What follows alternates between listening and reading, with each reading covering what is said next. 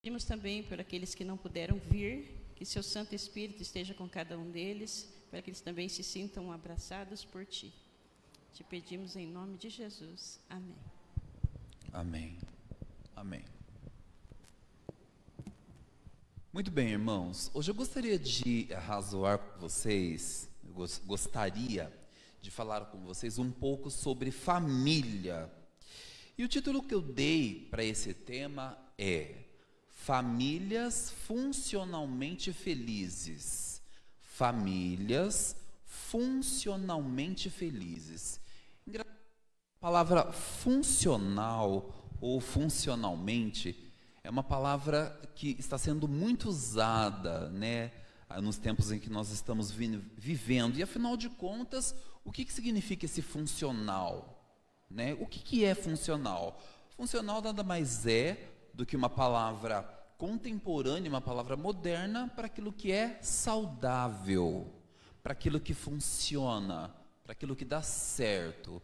Então, famílias que dão certo funcionalmente, né, dão certo, são famílias saudáveis, famílias funcionais.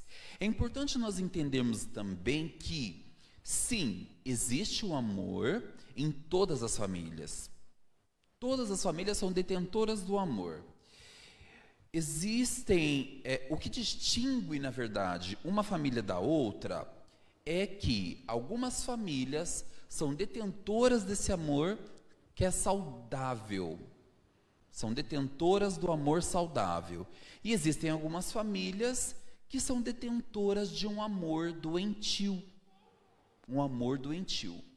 Então, uma família é detentora de um amor saudável e uma família é detentora de um amor doentio. Por exemplo, contextualizando aqui, uma família em que o ambiente, o contexto dessa família é configurado por palavras agressivas, como, por exemplo, um ambiente onde o marido desqualifica sua esposa e vice-versa, um ambiente onde o marido deprecia sua esposa e vice-versa, um ambiente em que os pais apresentam um caráter muito rígido, né, uma imposição de muitas regras, pais expressivamente rígidos demais com seus filhos, onde esses personagens principais desqualificam também os seus filhos, né? Olha só, são pais extremamente rígidos, extremamente que fazem com que tudo dê certo, né? Uma família onde os pais, que são os personagens principais da família, impõem as regras, as leis, enfim, mas também depreciam seus filhos. Então, que dinâmica estranha, não é verdade? É um dos aspectos de uma família que detém esse amor doentio, certo? E o que é saudável, então? Afinal de contas, o que é saudável? Saudável, em síntese, em suma, é uma série de ações assertivas, corretas, benignas e que fazem bem, que geram algo frutífero, algo coerente. São famílias coerentes, entenderam? Já que em contrapartida, né, o que é doentio é contrário àquilo que é saudável, àquilo que é funcional. Então é um conjunto de ações contestatórias, errôneas, equivocadas e malignas. Então, essa família é detentora de um amor doentio. É claro que nós sabemos que o componente principal da família é o amor. O amor é a base principal da família, para que essa família dê certo. E é através do amor saudável que a perpetuação dessa família permanece, onde ela deixa o seu legado. É onde, então, os filhos crescem saudáveis, há harmonia, há amor, há paz nessa família. Sendo assim, a morte familiar, ou seja, o interrompimento de gerações dessa família, só vai ocorrer quando há quebra nesse ciclo de perpetuação da família. Quando há quebra no ciclo de perpetuação da família, então, com toda certeza, essa família apresentava características de uma família não funcional, uma família disfuncional, né? Uma família que apresenta uma série de dinâmicas doentias, né? E nós, cristãos, né, irmãos, nós como cristãos, evidentemente, nós já sabemos, nós entendemos qual é o conceito de família, né, unanimamente, né, através da perspectiva bíblica. Nós sabemos o que Deus diz sobre família, sobre a palavra de Deus nos diz o que é família. E de maneira especial e não tão mecânica, eu gosto de apresentar o conceito dos temas que eu escolho, né? Eu gosto muito de apresentar, aliás, eu não, Deus, né? Porque eu só sou um instrumento de Deus, Ele escolhe o tema e eu passo para os irmãos, né? Então, eu gosto de apresentar os conceitos para que aquilo que eu apresento para vocês fique mais claro, fique mais categórico, né? Então, vamos lá, o que é família? Vamos ver o que é família? Família designa-se por um conjunto de pessoas que possuem um grau de parentesco ou laços afetivos e vivem na mesma casa formando um lar. Até aí tudo bem.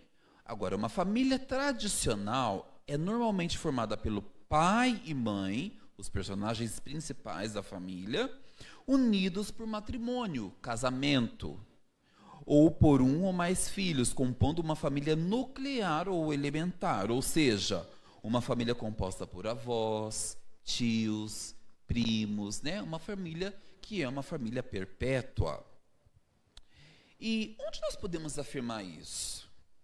Onde nós podemos ter a certeza desse conceito que eu apresentei para vocês, de acordo com os textos sagrados? Onde nós podemos encontrar isso na Bíblia Sagrada? Por gentileza, irmãos, então eu peço que vocês abram suas Bíblias no livro de Marcos, capítulo 10, a partir do versículo 6 até o 9. Marcos, capítulo 10, para quem não tostou, a sua Bíblia vai ser apresentado aqui, tá? No projetor.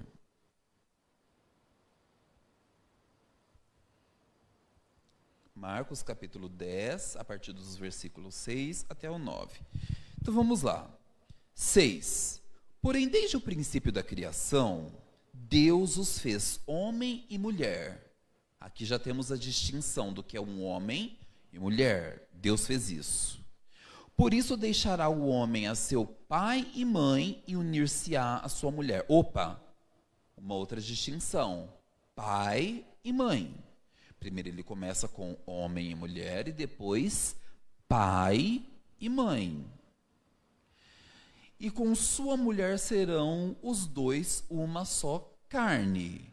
Portanto, o que Deus ajuntou, não separe o homem. Ou seja, quando Deus fez homem e mulher, Ele os ajuntou e criou, estabeleceu ali então o matrimônio, o casamento, a aliança. Isso está aqui para nós, pelo menos nesse contexto aqui, está muito evidente de que aqui Deus estabeleceu o casamento, né? Existem alguns aspectos fundamentais para que essa família dê certo, né? Existem alguns aspectos fundamentais. Quando esse homem e essa mulher estão diante do pastor e diante de Deus e diante de todas as testemunhas de Deus, eles fazem votos. Votos para que esse casamento dê certo. É uma aliança. Se esses votos são quebrados, o que pode acontecer com esse casamento, então? Falir. É uma aliança. Deus já estabeleceu desde o princípio da criação. A família denota mesmo, literalmente, um papel fundamental como educadora, formadora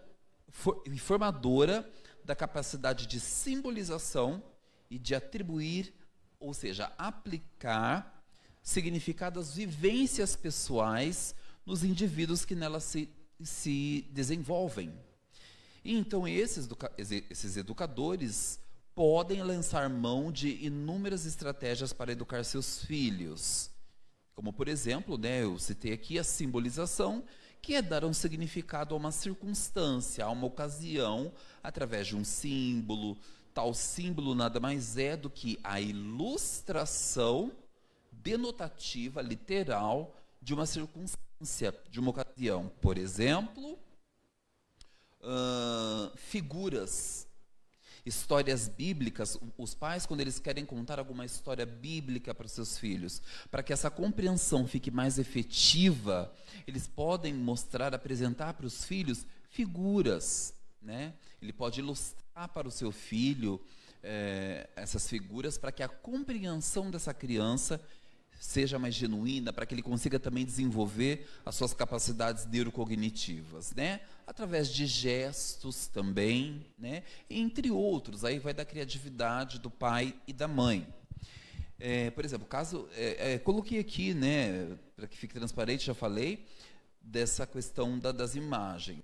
É importante sabermos disso, porque esses papéis fundamentais, né, esses papéis estabelecidos, esses papéis principais, eles delegam funções também, né? Onde cada membro deste grupo terá, então, responsabilidades a serem cumpridas. Responsabilidades a serem cumpridas. Responsabilidades essas que envolvem o quê? O âmbito não só familiar, como também social. Então aqui eu vou apresentar para vocês as funções desses principais personagens, né, que compõem a família, que no caso seria a mãe e o pai. Qual é a função da mãe? O que a mãe faz nesse matrimônio estabelecido por Deus? Qual é a função da mãe? Conceder o alimento físico, o leite materno, a amamentação. É nesse momento que também libera um hormônio chamado ocitocina, que é o hormônio do amor. O Kaique, né, com certeza sabe muito bem disso. Ocitocina, que é o hormônio do amor, onde a mãe estabelece com o filho o vínculo. Aquele vínculo, ela começa a amar o seu filho. A ocitocina, ela proporciona isso, né? O olhar nos olhos da criança. O bebê busca a si mesmo na face materna, então ele olha para a mãe, por isso que ele olha para a mãe às vezes com aquele sorrisinho, dá aquela risadinha, porque ali ele já está começando a amar a sua mãe. Ele começa a ver a si mesmo como ser humano, como pessoa ali nos seus primeiros anos de vida, olhando para sua mãe, certo? Olha que interessante. Transmitir um sentimento de pertencimento a uma história, ou seja, a mãe precisa transmitir a mensagem de que a criança não é única em um ambiente ou né, no lugar em que está. Ela precisa ensinar o seu filho de que, além da sua família, existem lugares, existem outras pessoas, existem conceitos, existe ética. E a criança, logo cedo, ela começa a aprender isso. Sim, ela começa. Logo cedo, ela começa a aprender isso, e a função da mãe é fazer isso.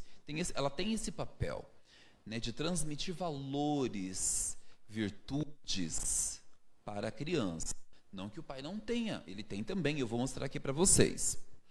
Certo? Ela auxilia a criança no processo de aprendizagem, como eu disse para vocês, né, ela transmite esse conhecimento para a criança através das ilustrações, né, enfim, cantos, histórias, músicas, cantos, né, dana mesmo, hinos também, né, gestos, entre outros. A mãe, ela deve estar atenta aos sinais orgânicos da criança, né, como se ela fosse uma médica, né, a princípio ali, ela precisa avaliar se a criança está com febre ou não, se essa criança apresenta alguns sinais e sintomas estranhos, se essa criança apresenta comportamentos estranhos. Essa é a função da mãe, porque ela está ali o tempo todo com o bebê, certo? Por exemplo, se a mãe for num parque com essa criança, ela tenderá a pedir para que a criança não faça isso ou aquilo, né? Mas você não, nessa fase, pode até falar para a criança os motivos pelos quais ela não pode fazer isso ou aquilo, mas isso ainda não está tão firmado, tão consolidado na criança, né? E aí o pai estimula a criança a fazer o que a mãe tomaria como risco, o que colabora para o aumento de sua segurança. Então a criança já começa a observar o pai. Ela já começa a observar o pai. Opa, existe um outro personagem aqui que também me dá importância, né? Que me ama. Será que ele me ama? É um outro personagem que entrou nesse contexto, né? Estimular a criança a expressar os seus sentimentos através da fala. Quem faz isso é a mãe, né? Para que a criança comece a falar as primeiras palavrinhas, né? Ela começa ali, então, a praticar as suas habilidades neurocognitivas. Lacan, que é um psicanalista francês muito conceituado, diz o seguinte: é através da relação mãe-bebê que a criança vai se subjetivando, que palavra diferente, subjetivando e se tornando um sujeito desejante. Como assim? Essa experiência do olhar e do toque entre a mãe e o filho são estruturantes para o psiquismo e constituição da imagem corporal. É o desejo da mãe que vai impulsionar o desenvolvimento da criança, fornecendo-lhe elementos que irão estabelecer o lugar onde ela poderá dar início à sua subjetividade. De novo essa palavra, o que é isso? Né? Subjetividade nada mais é do que a consciência de quem ela é. Eu sou um ser humano. Ela vai ter a consciência de quem ela é. Porque até então, para ela, enquanto ela está sendo cuidada pela mãe, ela está aprendendo ali com a mãe, enfim, ela não tem certeza do que ela é. Né? É algo meio subjetivo para ela. E a mãe que vai dar vai introduzir esse conceito de subjetividade, vai fazer com que a criança tenha consciência de quem ela é nos primeiros anos de vida. Ela quem faz isso. E Lacan diz isso. Então, quando o adulto se sentirá amada, né, um adulto amado, confiante, com senso de pertencimento, segurança, né, ele vai ser um filho obediente. Isso é muito legal. E o que eu acho legal também é que as mulheres, né, eu sou suspeito para falar das mulheres, que eu amo muito as mulheres, né, sempre me trataram com muito carinho, muito respeito.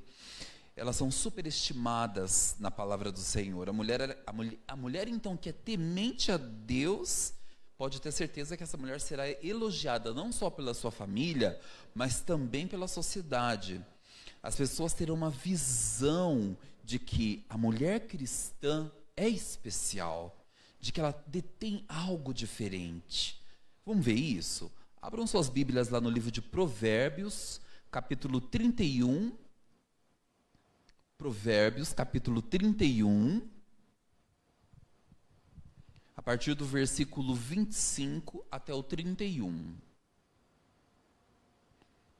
Provérbios 31, a partir do versículo 25 ao 31, que diz o seguinte: a força e a dignidade são seus vestidos, e quanto ao dia de manhã, não tem preocupações. Fala com sabedoria, e a instrução da bondade está na sua língua. Atende ao bom andamento de sua casa, e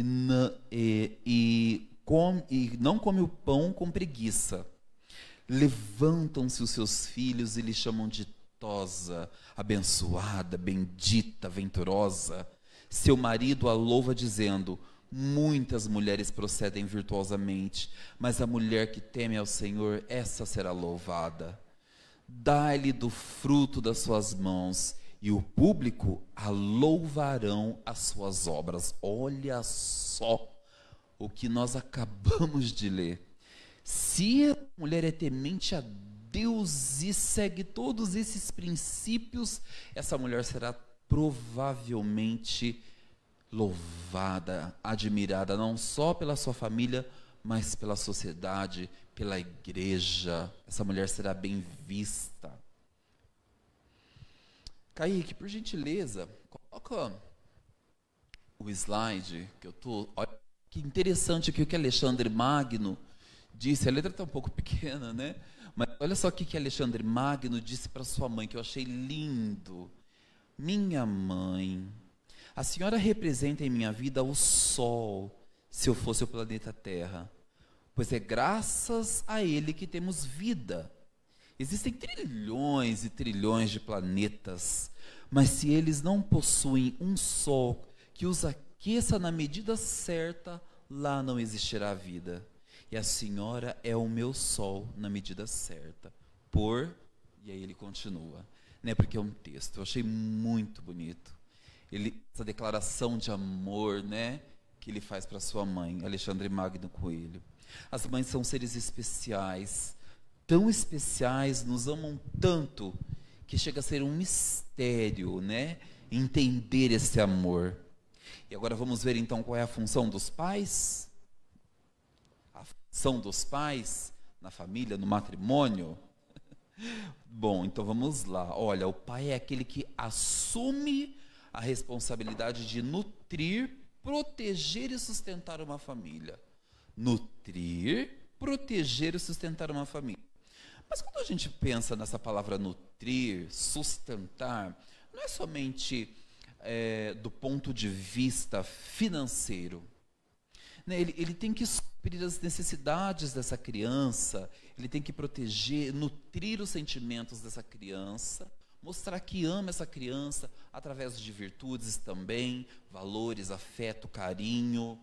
Né? Isso também é sustentar a sua família. É aquele pai que traz, sabe aquele pai que chega cansado do trabalho e de repente ele diz para os filhos: olha, eu tenho uma historinha para contar para todos vocês, e os filhos todos vêm correndo para ouvir a história do pai, sabe? O pai é aquele que sustenta, aquele que dá o amor, é aquele que se doa por sua família, né? A ponto até mesmo de morrer por ela. De forma categórica, ele traz a segurança, ele traz a afirmação, né? Ele consolida a identidade dos filhos. Não, meu filho, você tem que ser assim, você é assim, você nasceu para esse papel, você, meu filho, será essa pessoa, né? Quando a criança diz: pai, eu quero... achei que estava desligado. Pai, quando eu crescer, eu quero ser um bombeiro. E o pai vai lá e diz: oh, meu filho, bombeiro. Pai, eu quero ser um palhaço. Um palhaço, meu filho? Não, você pode ser um advogado, você pode ser um dentista. O que o pai poderia fazer? A criança chega, porque a criança não sabe o que ela quer ser, ela vê ali na televisão, enfim, esses papéis que a encantam. O que ela pode fazer? O que o pai pode fazer? Pai, eu quero ser um palhaço. Não, meu filho. Você quer ser um palhaço? Você não vai ser qualquer palhaço. Você vai ter um circo, melhor que o Circo de Soleil. E você vai ser o melhor protagonista de todos eles. E você vai ter uma rentabilidade, o mundo inteiro conhecerá seu nome. Você vai ser o melhor palhaço que existe. Ah, pai, eu quero ser um bombeiro. Não, você vai ser o melhor. Você vai ser aquele que lidera, meu filho. Você vai ser aquele... Sabe, o pai tem que incentivar o filho, porque quando o filho chega para o pai e diz essas palavras, são apenas desejos que não vão perdurar. Certo? São sonhos ali infantis, mas que não perduram. Não é verdade? Na Idade Média, eu achei isso muito interessante, eu pesquisei aqui, a paternidade é assumida de acordo com o Rudinesco, 2003, que foi publicado esse artigo, com a doação do sobrenome do pai, juntamente com a semelhança deste filho ao seu progenitor. visando imortalizar o pai na semelhança do filho. Gente, olha isso que o Rudinesco diz. Imortalizar o pai, né, na semelhança do filho. Quem é que faz isso com a gente? Quem é que dá um nome para a gente? Quem afirma a nossa identidade? Que diz quem verdadeiramente nós somos? Para afirmarmos a nossa semelhança, a nossa identidade nele. O Pai. O Pai. Entenderam? O Pai é o protetor que abraça a sua família e é capaz de dar a sua vida por ela, como eu disse. Mas também dizer não é um ato de amor. O Pai também diz não, que é um ato de amor. Se compadece sim da dor dos seus filhos e os ensina a se levantar. O pai é aquele que levanta o seu filho quando ele está em um momento de crise, quando ele está triste, quando lhe aconteceu algo terrível. O pai é aquele que vem, abraça o seu filho, levanta o filho. O pai tem o papel de levantar o seu filho. O que o pai faz conosco? Ele nos apedreja? Ele nos julga? Não. É claro que o Pai nos apresentou um conjunto de regras e leis para o quê? Para a nossa proteção, porque Ele nos ama. Então, dizer não também é um ato de amor. E, parafraseando aqui, um filósofo também que eu gosto muito, que é o Leon Battista Alberti, eu encontrei uma afirmação na internet de um artigo que diz o seguinte: a paternidade surge na vida do homem no momento em que a mãe, no seu discurso, insere o genitor, ou aquele que se propõe a assumir tal função, pai, né? Tu és pai, você vai ser pai. O pai é inserido nessa função pela palavra da mãe. Olha só que interessante. E a criança passa a definir o seu pai. Quem ele é, pelo discurso da mãe, que aponta, dentre outros muitos homens, que lhe compete a função de pai. A mãe é a anfitriã do pai nesse processo. É a mãe que vai apresentar o filho ao pai. Agora, você imagina se essa mãe briga com esse pai o tempo todo. Ah, porque você é isso, desqualifica, como eu disse. Desqualifica o pai na frente do filho. Porque você é isso, você não presta para nada. Você só sabe isso, você só sabe dormir. Você é um preguiçoso, você é isso, você é aquilo.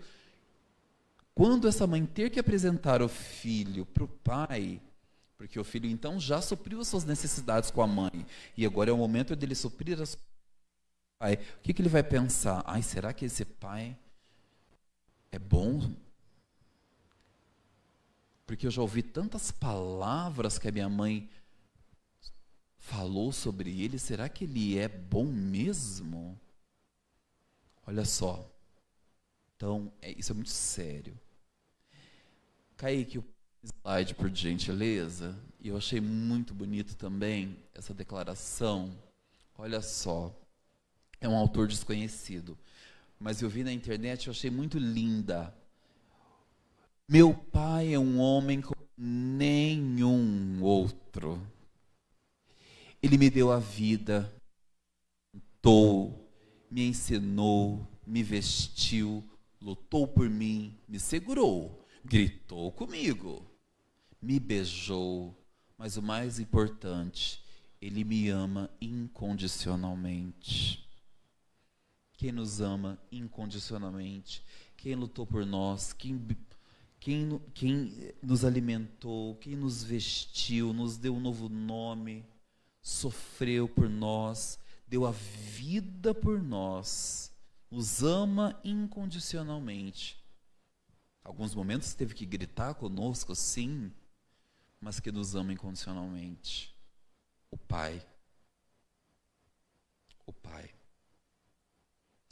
E aí, agregando essas funções da mãe e do pai, é que os filhos se tornarão adultos saudáveis e que se sentem amados, verdadeiramente amados.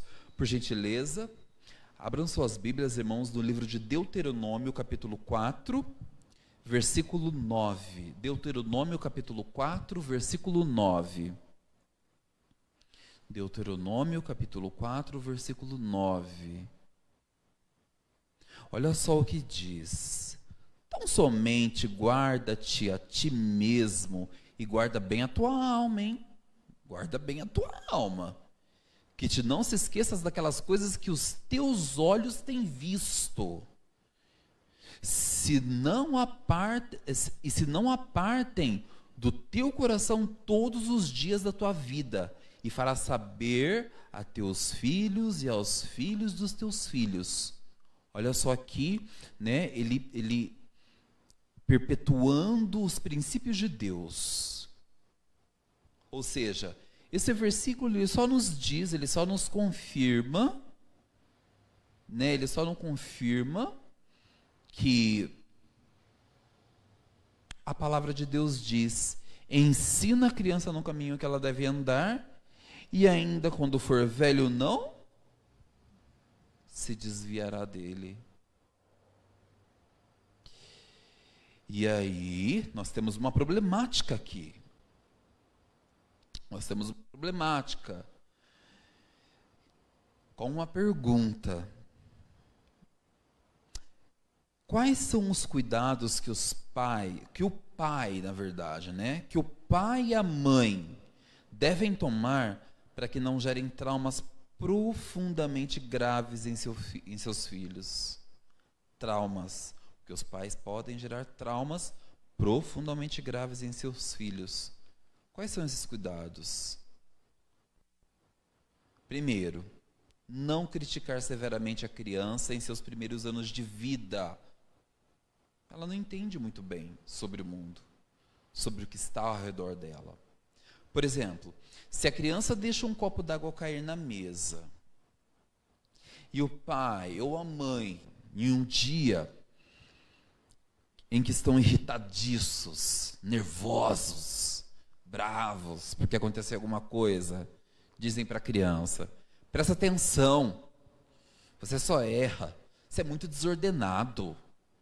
Nossa, esses meninos só fazem coisa errada. Se de repente a criança não consegue desempenhar uma função determinada, uma função a partir das expectativas dos pais, porque os pais criam expectativas, né, sobre os seus filhos, e aí quando eles não conseguem desempenhar essas funções, porque são crianças, o que eles vão dizer para os seus filhos? Ah, mas você não presta para nada mesmo. Você não vai ser ninguém na vida. Você é um imprestável, um inútil. E aí nós abrimos aqui um leque para outras dinâmicas doentias que irão se desenvolver nessa família. Você não presta, você não vai ser ninguém na vida. Pode ter certeza que isso vai entrar no subconsciente da pessoa. Eu já até falei aqui uma vez sobre alguns conceitos de Augusto Cury, que ele fala que nós temos, eu vou repetir, 2 estruturas emocionais, que como se fosse um computador, que possui 2 pastas. Uma ele chama de janela killer e outra ele chama de janela light. Todos os traumas, todas as experiências ruins que nós tivemos, elas ficam gravadas nessas janelas killers, enquanto que as boas na light. Então essas experiências ficam gravadas no nosso cérebro. E aí, mesmo que seja mentira o que o pai diz, a criança vai acreditar nessas palavras mentirosas e futuramente, quando adulta, seguramente irá se autossabotar através de alguns mecanismos de defesa. Como? Ela terá complexos de inferioridade, ela vai abaixar a cabeça para tudo que dizem para ela. Não, porque eu sou assim mesmo, eu não presto para nada, porque eu ouvi isso do pai. Necessidade de validação das pessoas. Você gostou do que eu disse? Eu fui bem? Eu tô bem vestido? Como eu tô? E meu cabelo? Ai, será que eu falei besteira? Ai, será que vão gostar de mim? necessidade de validação das pessoas, baixa autoestima, se olha no espelho, ai, Senhor, por que me fizeste assim? Não poderia ter me feito diferente, ninguém gosta de mim. Crise de identidade constantes. Por isso que não dá certo com uma pessoa, com a outra também não. Porque se sente inferiorizada. Se acontece alguma situação, essa pessoa, ela tem um problema, ela desenvolve um problema neuroquímico que ela vai interpretar completamente diferente aquela situação em que ocorreu aquela ocasião, e ela vai, por que você está falando de mim? O que aconteceu? O que está acontecendo aqui? É porque você... Aí já começa aquela dinâmica de briga de família. Dinâmicas doentias, dinâmicas sabotadoras. Né? É uma família que apresenta um histórico de dinâmicas sabotadoras. Porque, obviamente, o que eu aprendi do meu pai, eu vou passar para o meu filho. E o que o meu filho aprendeu de mim, ele vai passar para os próximos filhos. Isso... Inclusive, esses dias eu vi uma palestra de um médico chamado Dr. Fernando Freitas, e ele não é cristão, e ele diz, geneticamente a ciência já provou isso, eu vou compartilhar com vocês no grupo da igreja, que existe um problema em que se o pai fuma, é alcoólatra, esse pai, quando ter um filho, ele vai passar uma tendência para esse filho vai passar uma tendência para o terceiro filho, que vai passar essa tendência, uma outra tendência para o quarto filho. E aí, nesta geração, na quarta geração, é onde está o perigo, porque aqui essa família pode morrer.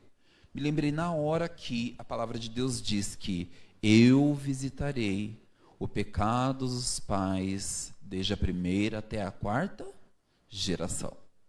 Eu fiquei chocado quando eu vi aquilo. Eu fiquei chocado. Eu vou mostrar para vocês. Vou compartilhar no grupo da igreja. Essa criança, esse adulto poderá desenvolver transtornos de ansiedade, depressão, vícios, drogadição, agressão, irritabilidade. Pode se tornar um adulto introspectivo. Eu não quero muita muvuca, eu não quero me misturar com muita gente, não. Sabe? Pode se tornar. Porque também existe o medo de enfrentar desafios. Se torna inseguro, um adulto inseguro. Muito medo do que as pessoas vão pensar dele. Ai, o que as pessoas vão pensar de mim? Ai. Sabe? Um adulto inseguro. Robson, mas por que você acha que você tem propriedade para falar disso? Você nem constituiu uma família? Irmão, Deus me mostrou quando eu me converti. Eu busquei respostas, eu falei, Deus, por que eu me comporto desta forma? Por que eu ajo dessa forma? Porque eu passei por todos esses processos? Porque eu passei por todos esses processos aqui, até de drogadição. Eu falo, por que, Senhor, tudo isso aconteceu na minha vida? E Deus me mostrou, olha, meu filho, você tem um histórico familiar que começou aqui. Então, na minha família, tem alcoólatra. Na minha família, a minha mãe, infelizmente, é tabagista. Em nome de Jesus, ela vai conseguir se livrar. Meu pai era alcoólatra e morreu de cirrose hepática. Eu herdei tendências hereditárias dos meus pais. Quando cheguei na fase adulta, depois de todo um processo que eu expliquei lá na palestra que eu dei, ausência de pai, sem saber como lidar com as pessoas, com as crianças, enfim, sofrendo abuso, né? Enfim, quando cheguei na fase adulta, o vazio era tão extremo que eu procurei suprir esse vazio através das bebidas, através de drogas e tudo mais, né? A igreja já conhece a história. Kaique, por gentileza, o próximo slide. Vejam que a irmã White diz, que é muito sério. A irmã White diz o seguinte, na Orientação da Criança, capítulo 33, a responsabilidade dos pais na formação do caráter. Eis vossa obra, pais, desenvolver o caráter de vossos filhos em harmonia com os preceitos da palavra de Deus. Essa obra deve vir primeiro, pois nelas estão envolvidos interesses eternos. Olha a seriedade disso. Olha a seriedade disso. Deus vai pedir contas, né? A formação do caráter de vossos filhos é de maior importância que o cultivo de vossas fazendas, mais essencial que a construção de casas para morar e a realização de qualquer espécie de negócio de indústria. Eu tremi quando eu li isso. Falei, Senhor, eu preciso mudar muito ainda. Tenha misericórdia de mim. Né? Outra hipótese é que algumas famílias apresentam essas dinâmicas doentias e que ela pode trazer dos seus antepassados, né? Que é um processo de repetição, como eu disse para vocês. E esse processo determina, o que esse processo determina? O modo de sentir, o modo de pensar, como você pensa, e o modo de agir. Modo de agir.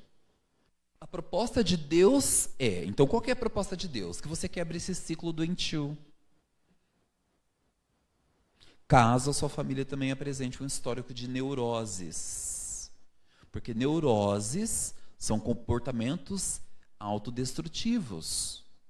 As neuroses são aí os transtornos, as parafilias, né? Depressão, complexo de inferioridade, o que está pensando de mim, não sei o quê.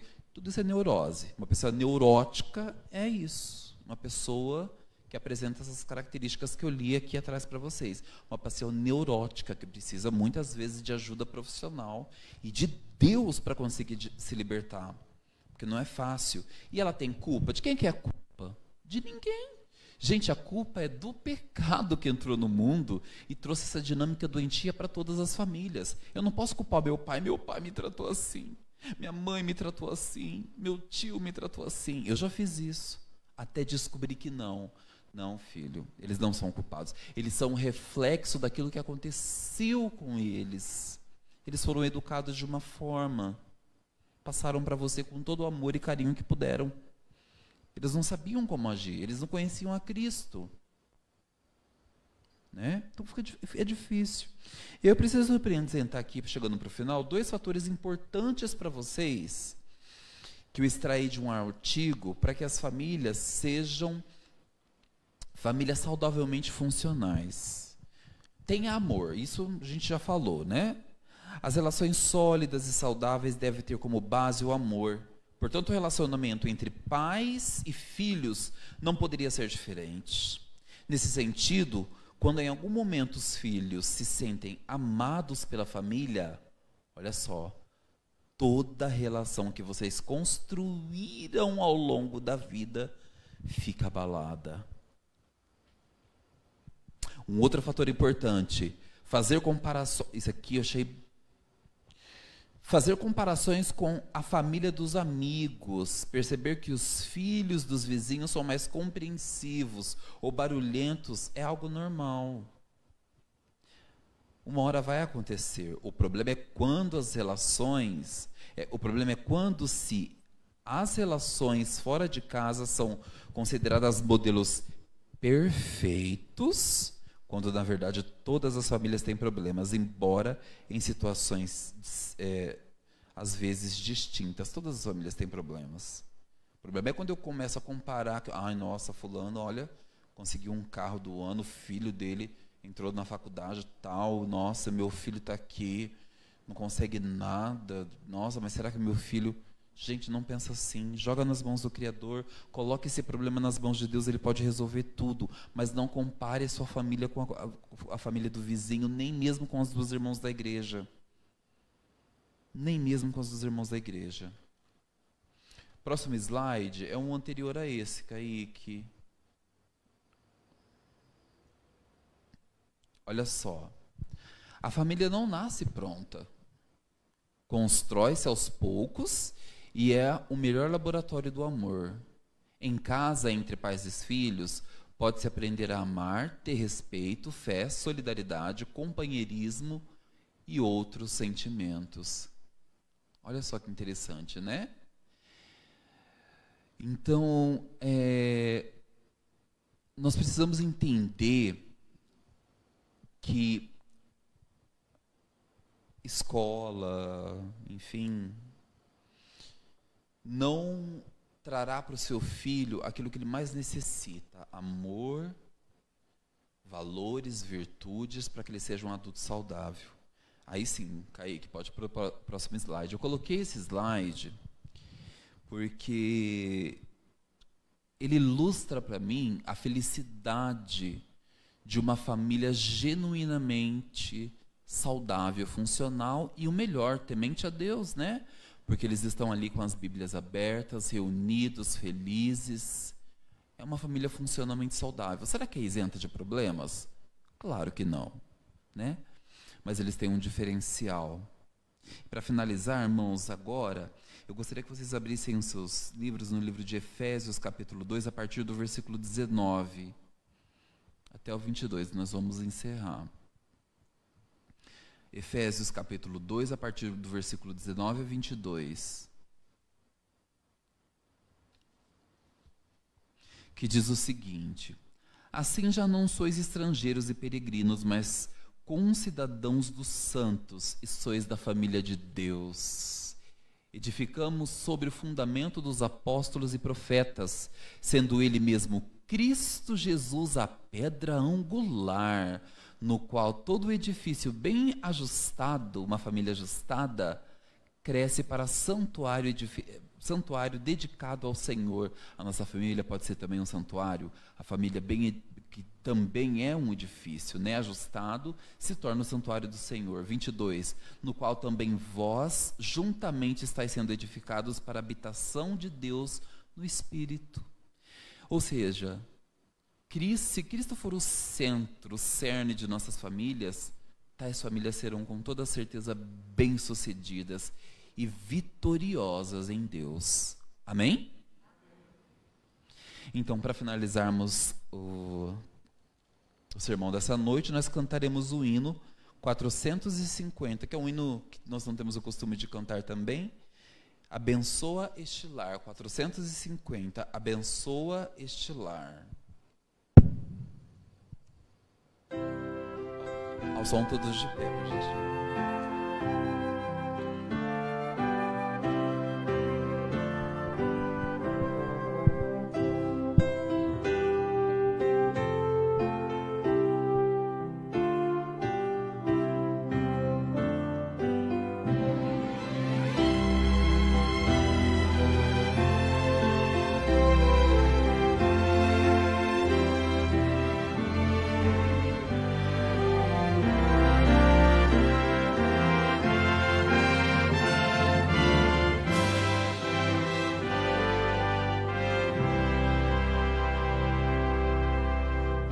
Abençoa, bom Senhor, de teus filhos este lar.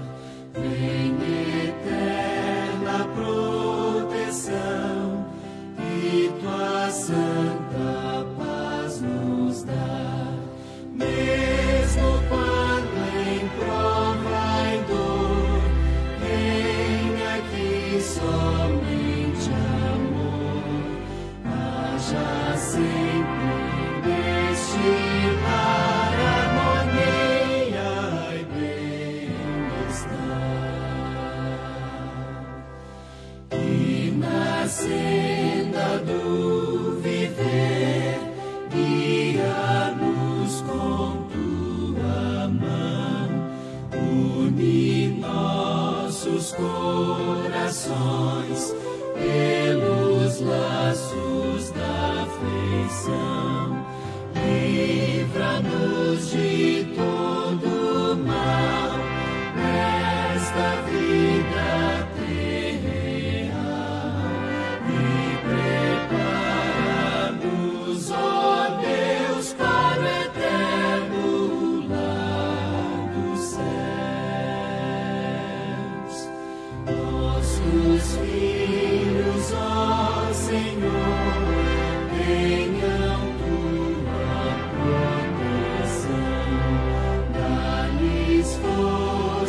e poder pra vencer a tentação. Fiquem juntos em amor, recebamos teu favor e que neste nosso lar possas tu